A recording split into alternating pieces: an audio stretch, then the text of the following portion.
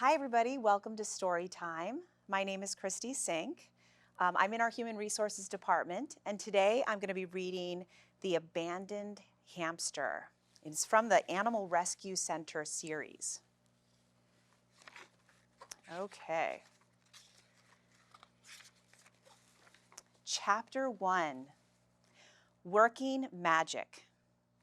Okay, Ella, you can take Blossom off the website. Caleb and Ella Harrison were busy updating the Animal Magic website. Ella brought the picture of Blossom, the black and white stray cat, up on the screen.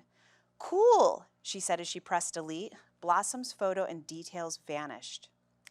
She went to live with Emma Matthews on 3 Oaks Road, Caleb reported. And the couple from Lakewood came in and took Cleo the spaniel earlier this morning, so she's gone too. Plus, we've had 2 phone calls about Hugo the rabbit, and there's a man who's interested in our beautiful Labrador, Val. Stop, Ella cried. I can't keep up. It was Saturday morning, and Animal Magic was full to bursting with people eager to adopt pets. Early summer sunshine flooded through the open windows. In the stable across the yard, Mickey, the noisy donkey, let everyone know he was there. Okay, I've taken Blossom and Cleo off the website, but I still have to type details about Eddie the lizard and Joey the greyhound. Tell me again about Hugo. We've had 2 phone calls, Caleb repeated. Ella, could you go and take over for Joel? Heidi Harrison, Ella and Caleb's mom, broke in. He's out in the stables with Mickey. Tell him there's a phone call for him. Ella nodded. She was glad to break free from the computer and the chaos in the crowded room. Hi, Grandpa, she waved as she jogged across the yard. Hello, how's my favorite granddaughter, he waved back. Only granddaughter, she reminded him, laughing. He grinned and headed toward the house. Stop by if you get the time. Okay, I'll try, Ella replied. She found Joel, Animal Magic's veterinary assistant, spreading clean straw in Mickey's stable. Joel, Mom says there's a phone call for you. Hey, Mickey, get away from my shirt. It's not for eating. Yum, Joel laughed. He slipped a harness around the donkey's head and handed Ella the lead rope. Do you want to take him out to the field? Cool. Come on, Mickey, Ella said, careful now to avoid his big teeth. Clip-clop. Mickey trotted happily across the yard, tugging Ella after him. They went out onto Main Street, then down the side road to the fields at the back of Animal Magic. Ee-aw! Ouch! Ella put her hands over her ears. Not so loud. The donkey's ear-splitting bray brought Buttercup, Chance, and Rosie, the tiny Shetland pony, cantering up the hill. Ella led Mickey through the gate and took off his harness. Go play. She watched him trot off with the 3 ponies. If anyone gives Mickey a home, they're going to need earplugs, she thought, as she hurried back. She was about to return to the reception area when she remembered her grandpa and made a detour into the house. So, Ella Bella, how are things? He asked, cradling a cup of tea. Ella's dad sat next to him with his own best dad in the world mug. Cool, Grandpa. We're really busy. We just found homes for Blossom and Cleo and maybe Hugo. Hey, I just had a totally cool idea. Uh-oh, Grandpa glanced at his son, Mark. Why is Ella looking at me with that mischievous look in her eye? She always has that mischievous look in her eye, Dad joked. Ella rolled her eyes and continued, Grandpa, why don't you adopt Mickey? Who's Mickey? Don't ask Dad, Ella's dad warned, but it was too late. Mickey is a handsome donkey with long ears and ginormous eyes and a voice to match, Dad cut in. Ella ignored her dad. He's totally friendly and soft and cuddly, Grandpa.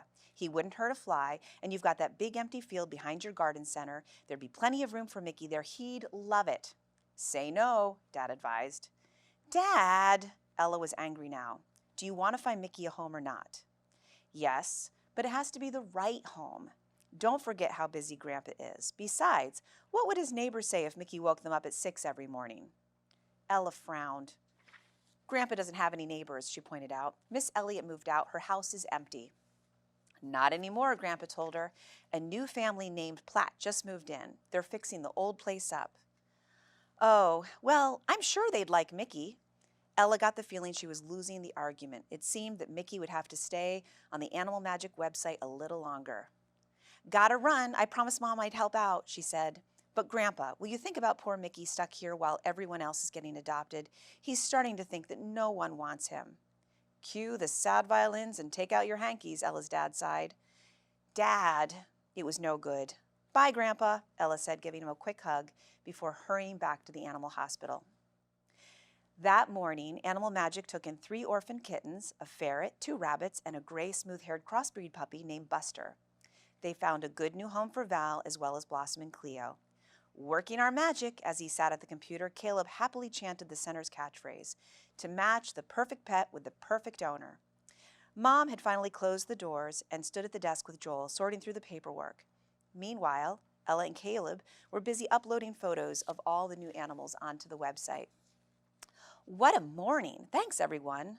Mom glanced at her watch. Come on, it's lunchtime. They were heading out into the yard when Joel dropped his bombshell. Heidi, there's something I need to talk to you about, he began awkwardly. Mom shaded her eyes from the sun. Does this have anything to do with your phone call earlier? Ella and Caleb turned and looked at Joel, who took a deep breath, then nodded. Yes, it was important. So? An unsuspecting Ella asked. Joel looked down at the ground. It was about a new job I applied for. They made up their minds. It seems I got it. You want to leave Animal Magic? Ella gasped. I don't want to, but I am, Joel told them, at the end of this month, if that's okay, Heidi. Chapter 2, Dalmatians on the Loose. Australia! Ella couldn't believe Joel's news. It's hundreds of miles away. Why do you want to work there? It was early afternoon and Joel was checking stock in the medicine cabinet. He checked off items on a long list and tried to explain. The job is connected with the main veterinary school. I'll get to work with some amazing experts and I'll learn a lot of new stuff. But what about us? Ella sprayed tables in the operating room and wiped them clean. Anyway, you could learn new stuff from Mom. No, I couldn't, Joel said firmly. I've loved every minute here, Ella, but it's definitely time to broaden my horizons and move on. Ella knew she would miss Joel. With his tall, gangly figure and mop of light brown hair, he'd been part of the Animal Magic team since it opened. Now he felt like part of the family. Will you still come back and see us, she asked. Just try and keep me away, he grinned, picking up the phone. Hello, Animal Magic. Oh, hi there, Jimmy. No, Heidi and Mark went out to run some errands. Ella's here, though. It's your grandpa, Joel said as he handed her the phone. Ella, there's a problem here at Grow. Well, Grandpa sounded upset. 2 big dogs, Dalmatians, have escaped from the yard next door. They're destroying my plants. Oh, no, Grandpa, I'm so sorry. Isn't anyone trying to stop them? No, I've been over to the house, but there doesn't seem to be anyone home. I was wondering if there was someone at your place who could help me out. To get 2 rampaging dogs under control? You bet. I'll find Caleb. We'll ride over right away, Ella promised. Find Caleb to do what? Caleb asked, wandering out of the cat area with one of the new kittens. Where are you dragging me off to now? Here, pass her to me. Quickly, Joel took the gray kitten from Caleb. It's important, so don't ask questions. Just follow Ella. Ella and Caleb rode their bikes up Main Street out of the village toward their grandpa's small garden center. I've never heard him sound this upset before, Ella told her brother. You know Grandpa, he's always so happy, Caleb chiped in. Ella nodded. They flung down their bikes at the gates to the garden center and ran into the tiny office to find their grandpa on the phone. Mr. Platt, this is Jimmy Harrison from the garden center next door. Do you own a couple of Dalmatians? You do? Well, I'm glad I got a hold of you at last. Did you know your dogs have escaped from your yard? Yes, that's right. They're in my plants and doing terrible damage, so I'm hoping you'll be able... Mr. Platt, are you there? Hello? Don't worry, Grandpa. We'll catch them, no problem, Caleb promised, dashing outside. Swiftly, Ella followed him down the rows of upturned plants. Wow, this is a mess, she muttered. Pots had been tipped over, spilling soil across the narrow paths. Plants lay crushed and broken. Suddenly, Ella spotted the first of the 2 dogs. Over here, she called to Caleb. The black and white spotted dog was snapping at a green hose that curled across the path. Its ears were pricked and it was pouncing as if the hose was a vicious snake. Down, sit, Ella said in a stern voice. The dog cocked her head to look at Ella, then pounced. She took the hose between her teeth and shook it hard. Ella tried once more. I said down. This time she used an arm movement that she and Caleb had learned at dog training classes. With her palm facing inward, she crooked her forearm from the elbow and brought it up sharply toward her face. Sit! The naughty dog saw her signal and obeyed. Good job, Caleb muttered, spying the second runaway digging a deep hole in his grandpa's compost corner. He sprinted across and lunged at the dog, grabbing it by the collar. The dog squirmed and dragged Caleb down, but he held on. When he stood up, his t-shirt and jeans were covered in wet, dark brown compost. Nice tackle, Ella called. I'm too slow these days, Grandpa complained, bringing strong rope for Ella and Caleb to use as dog leashes. It's a good job you two are young and nimble. Once on a leash, the two Dalmatians seemed to calm down. Ella and Caleb walked them back to Grandpa's office and commanded them to sit by the door. I've lost a lot of expensive plants, Grandpa sighed, stooping to stand the nearest large pot upright. I'll definitely need to have a serious chat with my new neighbors about this. Just then, a short, stocky man strode in through the entrance, closely followed by a girl about Ella's age. Both had fair, straight hair and gray eyes. The man spotted the Dalmatian sitting quietly outside the office. Bonnie, Clyde, there you are. Mr. Platt, Grandpa stepped forward. We were speaking on the telephone. I think we were cut off. The newcomer shook his head. I was busy with something, so I put the phone down. But in any case, we're here now. I'm Mike, and this is my daughter, Katie. How about saying sorry, Ella thought, glancing around at the ruined plants. But Mr. Platt didn't seem like he was going to apologize. I'd already been over to the house before I called you, Grandpa explained. It seemed like there was nobody keeping an eye on, Bonnie and Clyde? As I said, I was busy. Mr. Platt turned to his daughter. Katie, run and see if you can find where the dogs got through the fence. I've already seen the broken planks, Ella said. She turned to the girl. I can show you if you'd like. Broken planks? Mr. Platt echoed. Oh, well, if your fence is the problem, I can't take any responsibility for my dogs getting through. Katie said nothing and looked down at her feet. But that's not my fence, Grandpa objected. It's yours. Mr. Platt folded his arms and looked him in the eye. I think you'll find when you look into it that fence is yours, Mr. Harrison. Yikes! Ella stared back at Katie. She didn't like these new neighbors one bit. Well, there hasn't been a hole in it for as long as I've been here, Ella's grandpa argued back. I think you let your dogs run out of control. They wrecked the fence, then broke through and ruined my plants. Mr. Platt clicked his tongue.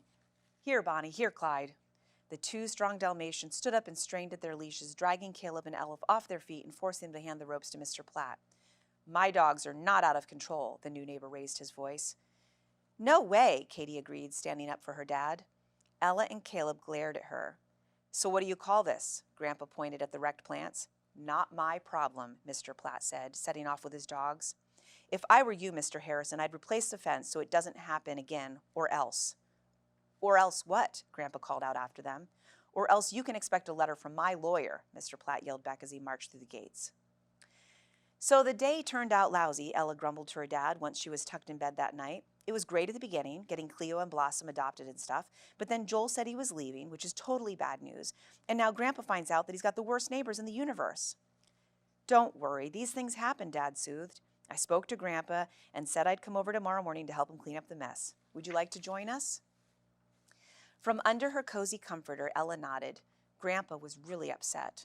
Yes, well, it will cost him a lot of money to replace the plants and put up a new fence, and we're not even sure yet it's his.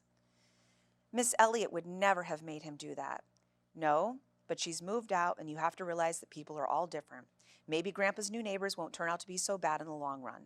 They're horrible, Ella insisted. Just wait until you meet them. I'm never going to like them, Dad, that's for sure. Chapter 3. Ella's Discovery. Early the next morning, Mom sat at the computer in the reception area typing up the details for Joel's job. Wanted. Veterinary assistant, Animal Magic is looking for a well-qualified person to assist veterinary surgeon Heidi Harrison. I wish Joel wasn't going, Ella sighed as she read the opening sentence. She glanced up and saw her dad beckoning to her through the window. Oops, I forgot. Dad and I are going to help Grandpa clean up. Is that okay? Mom nodded. Joel's due to start work soon and Caleb's around. Ella grabbed some garbage bags, brushes, and shovels from the stables and piled them into the back of her dad's van. We'll have the place cleaned up in no time, Dad promised as they drove out to Grandpa's garden center. And if we need to, we'll fix the fence so that it doesn't happen again. They parked outside the office and Ella leaped out. Hi, Grandpa. What do you want us to do first? Grandpa looked relieved to see them. We've got an hour before opening time. If possible, I'd like to have everything cleaned up before then. So Grandpa, Dad, and Ella began scooping up the spilled soil and crushed plants and putting them on the compost heap. Do you want me to save the plastic labels? Ella asked. Yes, please. Put them in the top drawer of the desk in my office, her grandpa replied. You'll find a bunch of spare labels there. "What about the fence?" Dad asked from outside the door. Ella heard the two of them wander away, discussing how it could be fixed. Quickly, she opened the drawer and slipped the labels in. Then she rushed outside again, eager to follow her dad and Grandpa. But something made her stop. A tiny rustling noise was coming from the garbage can that stood by the office door. The can that was used by Grow-Well customers for candy and ice cream wrappers and other pieces of garbage. It had a domed plastic top and a flap that swung in when you topped it. Rustle, rustle. Ella was sure that the noise was coming from inside the can. "What's that?" she muttered. "Scratch, scratch." Maybe something was trapped in there, something too small to climb out by itself. Gingerly, Ella pushed at the flap and felt inside. Ouch! She felt a sharp nip and pulled out her hand. Ow! Luckily, when she looked at her finger, there was no blood. Something's in there for sure, she thought. And it's pretty scared. Otherwise, it wouldn't bite. It's tiny, a mouse or a baby squirrel maybe. With her heart beating faster, she pulled off the lid of the garbage can and peered inside. The can was almost full of litter, and at first Ella couldn't see the creature that had nipped her finger. All she could see were shiny chocolate wrappers and crushed potato chip bags and old newspapers. Wait a minute! There was a rolled-up newspaper near the top of the pile. Two tiny black eyes peered out of one end. Ella took a step closer and saw a brown face and a pair of round pink ears. "A hamster?" Ella breathed. "Hello! What are you doing in here?" At that second, the hamster saw Ella and shot back down the tunnel of newspaper. Quick as a flash, Ella lifted the roll out of the can and blocked both ends. The hamster was trapped inside. "Dad!" she yelled. "Grandpa, come quick!" The two men had reached the far end of the garden center, but they came running when Ella called. "What's up?" her dad wanted to know. "I found a hamster in the garbage can," she cried. "Somebody dumped him and left him to die." Back at Animal Magic, Caleb brushed up on hamster facts on the internet. Syrian hamster, sometimes known as golden hamster, scientific name Mesochrysitis auratus, Joel told him. He just turned the rescued hamster upside down, checked, and told them it was a male. "So cute," Ella said. "How could anyone dump him as if he was garbage?" Syrian hamsters can grow up to 7 inches long, Caleb reported. There are short and long-haired varieties. Colors include golden, cream, cinnamon, black. "This one is cinnamon banded," Joel told them confidently. "See, he has a broad white band of fur around his middle." "Look at his little pink feet," Ella cooed, "and his pink ears." "Bring him a cage," Joel told her. "You'll find one the right size in the storeroom outside the small animals unit. Spread plenty of wood shavings in the bottom and make sure that you fill a water bottle for him. He's bound to be thirsty after his adventure." "I wonder how long he was in the garbage can," Caleb muttered. Holding the hamster carefully in the palm of his hand, Joel gently petted him. "He's certainly used to being handled nice and tame, doesn't bite." "Want to bet?" Ella asked as she brought back the cage. "He bit me when I first put my hand in the garbage can." "What do you expect? You'd bite too if a giant hand suddenly tried to grab you," Caleb said, grinning. "I think he's been well taken care of," Joel insisted, "so it's a mystery how he came to end up in the garbage can. Anyway, what are we going to name him?" Already Caleb was planning the wording for the website entry. Syrian hamster, owner didn't want him, lonely and looking for a loving home. Ella petted the tiny hamster with the tip of her forefinger. "He needs a cute name so people will notice him." "Goldie," Joel suggested. "Peter, Fred, Hammy?" But Ella shook her head. None of those suit him. Gently, Joel lowered the newcomer into his cage and closed the door. The hamster blinked and scampered toward the water bottle. "How about Hamlet?" Caleb suggested. "Hamlet?" as Ella tested it out. The little hamster turned his head and twitched his ears. "Hamlet," Ella laughed. "He likes it. Hamlet it is."